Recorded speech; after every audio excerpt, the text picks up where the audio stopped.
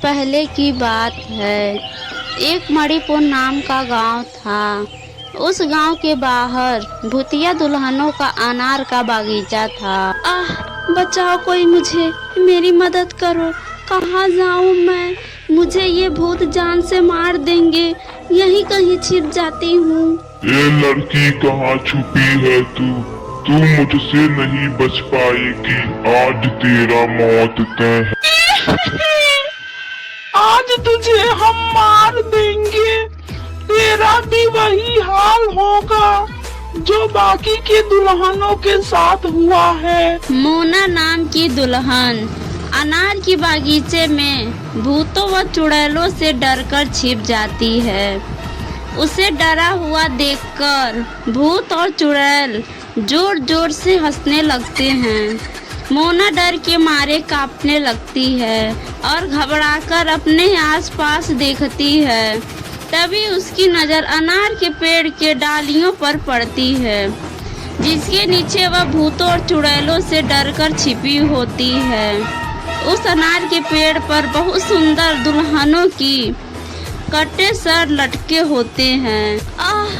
दुल्हन की इतना ज्यादा कटा हुआ सर। अरे वाह, तू तो वहीं आ गई जहाँ पर तेरी मौत लिखी है। और ध्यान से देख ले ध्यान से अनार के बागीचे में। ध्यान से देख ले अनार के पेड़ को। इस पर कितनी सुंदर दुल्हनों की कटे हुए सर लटके हैं। अब तेरा भी वही हाल होगा जो इन दुल्हनों के साथ हुआ है। तू अब मरने के लिए तैयार हो जा लड़की।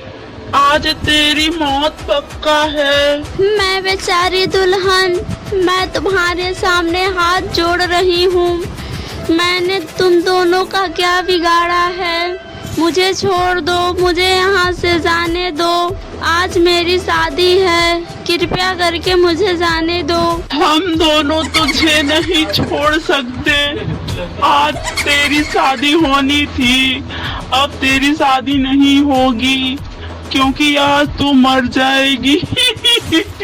इतना कहकर भूत और चुड़ैल मोना दुल्हन को तलवार से मार डालते हैं और उसे अनार के पेड़ पर टांग देते हैं। उस अनार के बड़े से पेड़ पर एक और दुल्हन की लाश लटक जाती है। देखो, अब हमारी अनार की बागीचे की शोभा और बढ़ गई। अब हम बाकी दुल्हनों को नहीं छोड़ेंगे। सही कह रही हो तुम। अभी तो हमें बहुत सारी दुल्हनों को मारना है।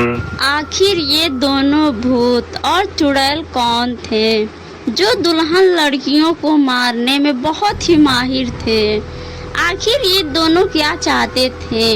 क्या दुल्हन लड़कियों को मारने के पीछे कोई राज छिपा था, या भूत व चुड़ैलों की कोई नया मजाक था? आखिर क्यों ये दोनों भूत व चुड़ैल अपने ही अनार के बागीचे में दुल्हन लड़कियों को मारकर पेड़ पर क्यों लटका देते थे? ये जानने के लिए हमें कहानी के शुरुआती भाग में जाना पड़ेगा, जहां बूढ़ा रमेश और सरोज अनार के बागीचे से अनार इकट्ठा करते हैं। सरोज, मैंने पके हुए अनार तोड़ लिए हैं और तू अच्छे से अनार का जूस बना देना ताकि सीमा बिटिया पी ले। उसे अनार का जूस बहुत ही ज्यादा पसंद है। ठीक है जी, मैं अच्छे से बना दूंगी, आप बेफिक्र रहिए। फिलहाल आप ये अनार की टोकरी भी ले चलिए। इसे हमें शाम को बाजार में बेचना भी है। हाँ, ले रहा हूँ। ये अनार की टोकरी भी मैंने भर ली है। रमेश अपनी पत्नी के साथ अनार की टोकरी लिए हुए अपने घर जाता है और वह अपने परिवार के साथ अनार का जूस खूब मजे से पीता है। अरे वाह माँ, इतनी कड़ी गर्मी में आपने मुझे अनार का जूस दिया, उसके लिए धन्यवाद। मुझे आपके हाथ का अनार का जूस बहुत ही ज्यादा पसंद है। जितना पीना है उतना पी ले बिटिया। शादी के बाद तुझे अनार का जूस रोज रोज नहीं मिलने वाला है।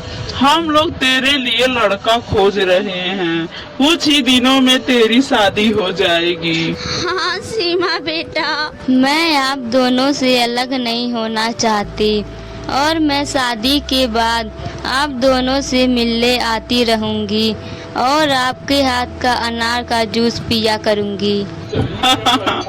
ठीक है बिटिया। फिर सरोज पंडित से अपने बेटी सीमा के लिए अच्छे खानदान का लड़का ढूंढने के लिए कहती है और वही दूसरे तरफ लालची सरपंच उन दोनों के अनार के बगीचे पर नजर गड़ाए रहता है। तभी वह रामू के पास जाता है। अरे रमेश, मैं बहुत ही आशा लेकर तुम्हारे पास आया हूँ। उस बूढ़े रमेश के अनार के बगीचे को तू तो देखा ही होगा। मैं सारे तरकीब अपना चुका हूँ, लेकिन वह अनार का बगीचा मेरे हाथ नहीं लगा। अब तो तुम्हें ही कुछ करना होगा। पर मैं क्या कर सकता हूँ? तुम्हें सिर्फ उन्हें बेवकूफ बनाकर उनकी इकलौती बेटी सीमा से शादी करना होगा। शादी करने के बाद उस अनार के बागीचे के कागजात पर कब्जा करना होगा।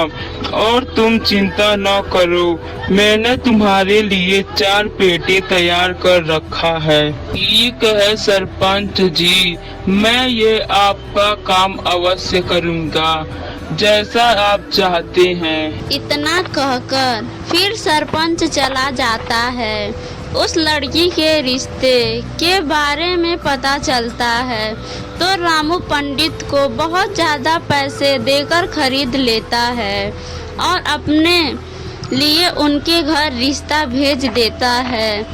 पंडित रामू की बहुत तारीफ करता है और बहुत ही अच्छी अच्छी बातें रामू के बारे में बताता है, जिसे सुनकर रमेश अपनी इकलौती बेटी सीमा की शादी रामू से करने के लिए तैयार हो जाता है। 4 दिन बाद रामू रमेश के घर आता है। पिताजी, मैंने अपने बारे में सब कुछ बता दिया है। मेरा इस दुनिया में कोई भी नहीं है। आपकी बेटी को मेरे साथ रहने में कोई परेशानी नहीं होगी, लेकिन आपको पता है ना, इस समय मेरा कामकाज बहुत ढीला चल रहा है। अगर आप लोग चाहते हैं कि आपकी बेटी मेरे साथ सुखी रहे तो आप लोग अपना अनार का बागीचा मेरे नाम कर दीजिए, या तो बागीचे का कागज मुझे दे दीजिए, मैं कागज अच्छे से तैयार कर दूंगा। अरे बेटा, तुम क्या क्या कह रहे हो?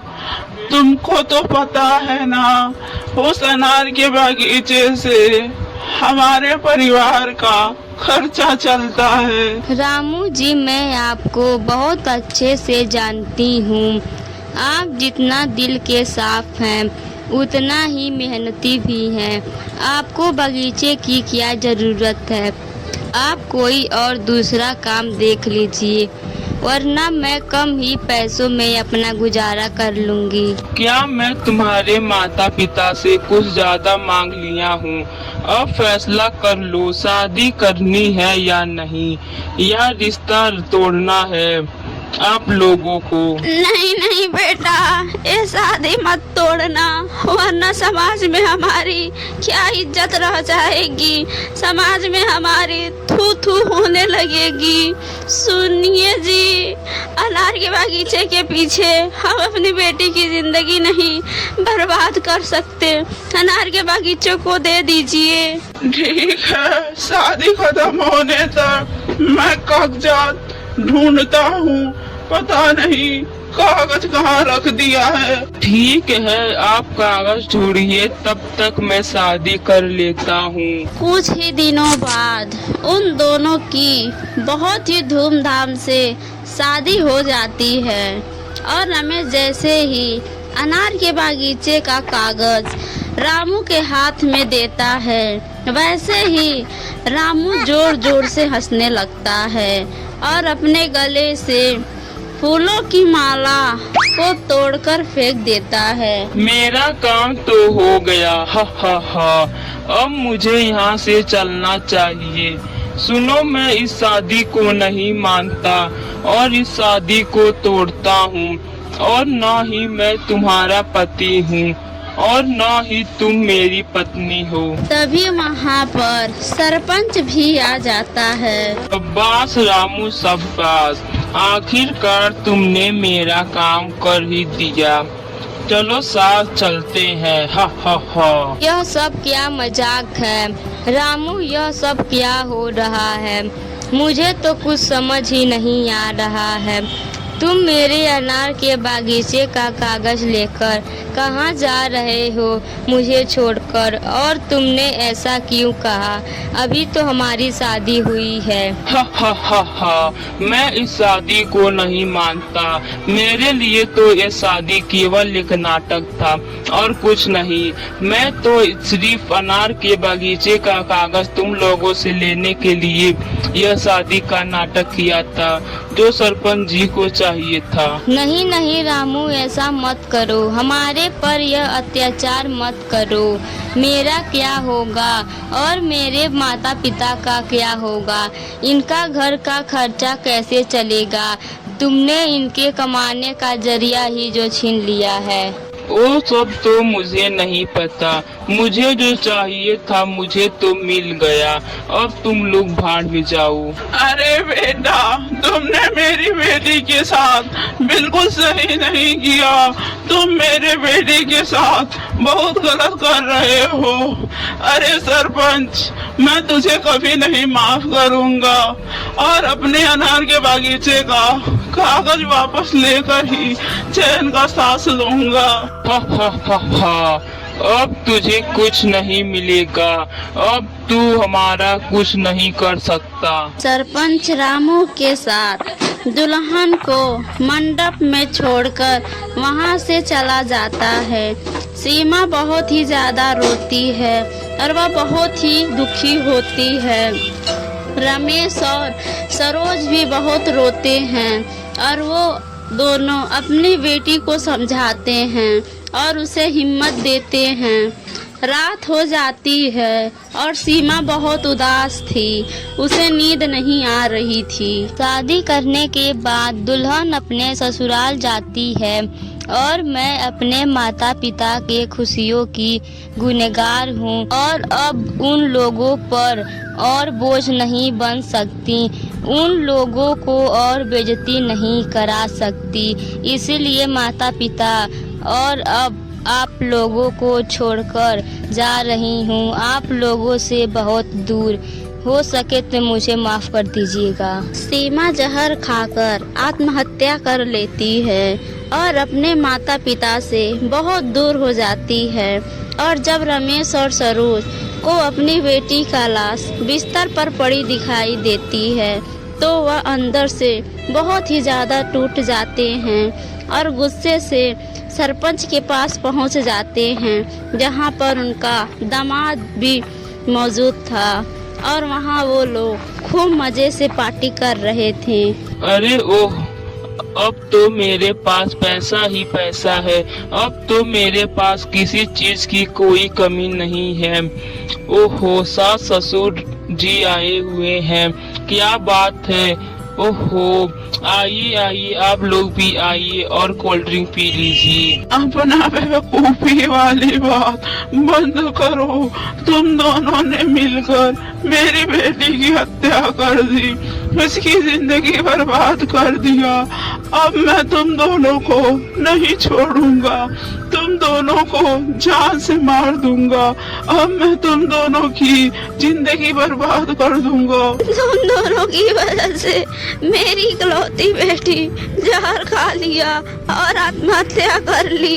अब तुम दोनों को मरना होगा, तुम दोनों को जीने का कोई हक नहीं। गुस्से में आकर रमेश और सरोज उन दोनों पर हमला कर देते हैं और गुस्से में सरपंच और रामू ने मिलकर उन दोनों को जान से मार देते हैं और उनके ही अनार के बागीचे में दफनाकर चले जाते हैं। वहीं वो दोनों माता और पिता भूत और चुड़ैल बन जाते हैं। इन दोनों पापियों की वजह से मेरी बेटी ने आत्महत्या कर लिया और हमसे बहुत दूर चली गई।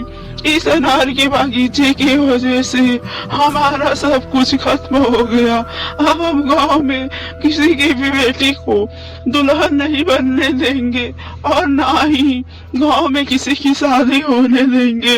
हाँ, अब जो भी लड़की दुल्हन बनेगी हम उसे जान से मार देंगे और अपने अनार के बागीचे के पेड़ पर लटका देंगे और उन दोनों को भी नहीं छोड़ेंगे। और मरने के बाद वो दोनों भूत और चुड़ैल किसी भी दुल्हन लड़की को शादी नहीं करने देते हैं और उनको मारकर अनार के पेड़ पर लटका देते। और कुछ ही दिनों में रामू और सरपंच को भी उन्होंने जान से मार दिया। उनका यह सिलसिला खत्म नहीं होता है और दिन प्रतिदिन बढ़ता ही जाता है। और सरपंच की पत्नी ये सब देखकर गांव में एक तांत्रिक बाबा को लाती है। तांत्रिक बाबा, अब आप ही हमारे गांव की लड़कियों को मरने से बचा सकते हैं। अब आप ही कोई उपाय निकालिए और हमारे गांव की रक्षा कीजिए। और हम तो अपने पति को नहीं बचा पाए, लेकिन अब और किसी की जान नहीं जाने देंगे। तुम चिंता मत करो बेटी, मैं सबकी रक्षा करूंगा और किसी को मरने नहीं दूंगा। मैं अपनी आंतरिक दृष्टि से भूत चुड़ैलों की कमी पहचान सकता हूँ।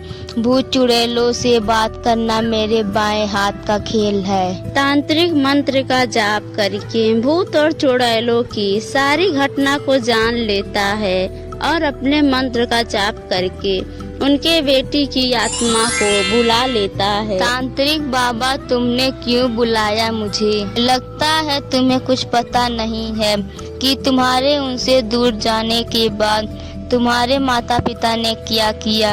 इस गांव के सभी दुल्हन लड़कियों को मारकर उसी अनार के बगीचे में अनार के पेड़ पर लटका दिया जो कभी तुम्हारा परिवार का हुआ करता था। अब तुम ही उन्हें समझा सकती हो। क्या मेरे माता पिता ठीक हैं? और मैं उन्हें अवश्य समझाऊंगी और उन्हें अब किसी भी दुल्हन लड़की को नहीं मारने दूंगी। दोनों भूत और चुड़ैल उस अनार के पेड़ के नीचे बैठे बात कर रहे थे जहाँ दुल्हनों को मारकर लटकाए हुए थे। तभी उनकी बेटी आत्मा रूप में उनके सामने प्रकट होती है, जिसे देखकर उसके माता पिता बहुत ही ज्यादा खुश हो जाते हैं। माता पिता, मैं आप लोगों को इस रूम में देखकर बहुत ज्यादा दुखी हूँ। आप लोगों ने मेरे जाने के बाद मेरे लिए कितने मासूम की जान ले लिया। मेरी शादी टूट गई, ये मेरे किस्मत में लिखा था। आप लोगों ने इस गांव के लड़कियों के साथ बहुत ही ज़्यादा अत्याचार कर दी। आप लोगों को इस तरह इधर उधर भटकता हुआ देखकर मेरी आत्मा रो रही है। आप लोग ये सब बंद करिए और मेरे साथ चलिए। हाँ मेरी बेटी, हम तेरा बदला ले रहे थे। हमने उस सरपंच और रामू को भी जान से मार दिया। हाँ मेरी बिटिया। माता पिता, जब आप लोगों ने मेरे हथियारे को मार दिया तब अब मासूम लोगों की जान क्यों लेना? अगर आप लोग मुझसे प्यार करते हैं और मेरी परवाह करते हैं तो मेरे साथ चलिए मेरी दुनिया में, इस जगह को छोड़कर वहाँ खुशी खुशी रहेंगी। ठीक है मेरी बच्ची, जैसा तुम कहो हम वैसा ही करेंगे। अगर तू यही चाहती है तो हम तेरे साथ चलेंगे। ये सब होता हुआ डर से कुछ गांव वाले और तांत्रिक बाबा देख रहे थे। सीमा अपने माता पिता को अपने दुनिया में लेकर चली जाती है, जिसके जाने के बाद अनार का बागीचा भी भुरिया बागीचा से मुक्त हो जाता है। वहीं अब गांव की लड़कियों की खूब धूमधाम से शादी हो जाती है।